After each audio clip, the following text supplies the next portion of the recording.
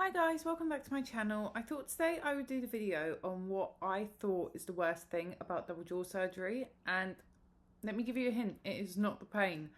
Now, I am 5 months post double jaw surgery. I am basically back to normal. Like, you can see I've just got some slight swelling on one side, but other than that I'm basically back to normal. But I have no pain.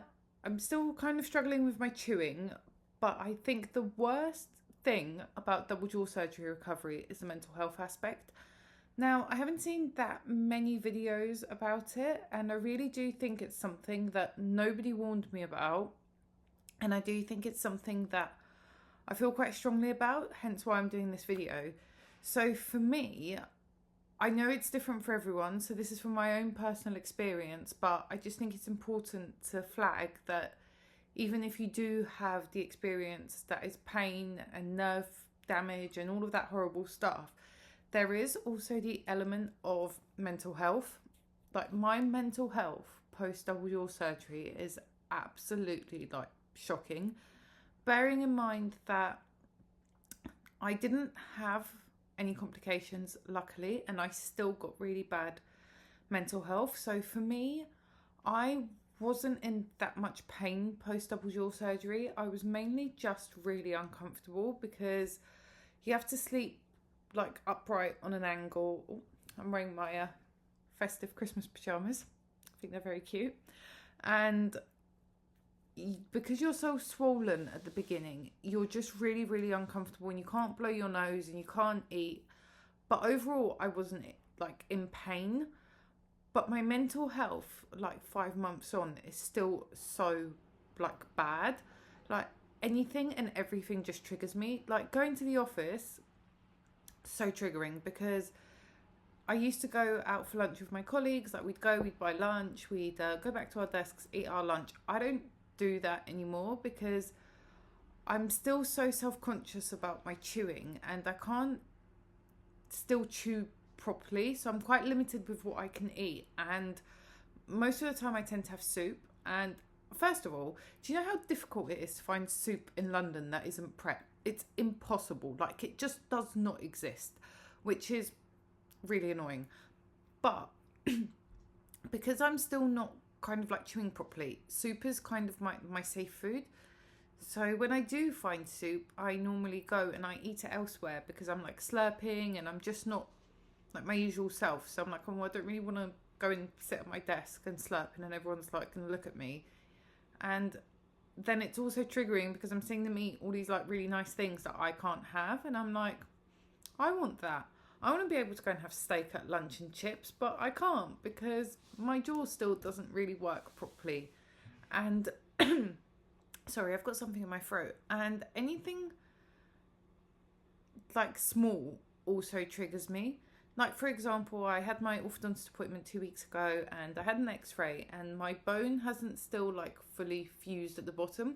So that sent me in a spiral. I was walking to Notting Hill Gate to the tube station after, and I was just walking and I was just like sobbing because I don't know, like, all of this just comes out from inside. And I was like, why has that just annoyed me? And I think it's because at 4 months, I just didn't expect it to take so long to be healing. So I was just like walking, sobbing, and it was kind of embarrassing. And then also because my face looks different. Now, I know objectively my face is better, but things like my nose is ever so slightly wider. So whilst objectively my nose looks better from the side and it does look more upturned, so it is better, but it's still wide. So then I can't stop focusing on that, and that's just spiraling me. Like, I'm looking up rhinoplasties on Google. I'm like, how can this be fixed? It's really annoying me. And sometimes, obviously, when you're looking in the mirror, especially in the morning, you do have more swelling naturally. So I wake up and like my face is like this. And then I do like my facial massages and lymphatic drainage and it looks better. But it's like still not 100% my face. And I still like look at my face and I'm like, oh, I feel like I still look a little bit recessed, even though I had quite a big movement. And it's just like the non-stop constant obsession over my jaw surgery that is just making me so obsessed. And I can't think of anything else. And it's just always in the back of my mind, and then I see other people's results and I'm like, oh, that looks better than mine. Why doesn't mine look as good as that? But then I also see out the other side where someone's had a bad experience, and I try to remember and be like, be grateful, because the jaw surgery has fixed your issues. Like, you don't snore anymore, you're breathing so much better, your side profile and your nose from the side has improved. So just be grateful. But it is so hard to be grateful because of everything else going on. Like, even things like, I can't eat long pasta because I can't chew properly at the back, and the long strands of pasta get stuck in my braces. So then I end up having like a choking fit, and it's just random reminders that remind me that even though it's been about like basically 5 months since my surgery, I'm still not back to normal. And even here, like, I'm not numb, but that area just feels quite tight. And it's like, when is that going to go back to normal? Is it not going to go back to normal? You just can't stop obsessing over it because the recovery is so long. And I really do wish I had found a video like this, because all the videos I'd found were about nerve damage and pain, and I was so worried about nerve damage and numbness and pain, and that kind of didn't happen. I was just really uncomfortable for a month, and then it's been kind of just stagnant, I think that would be the word. And I'm quite a go.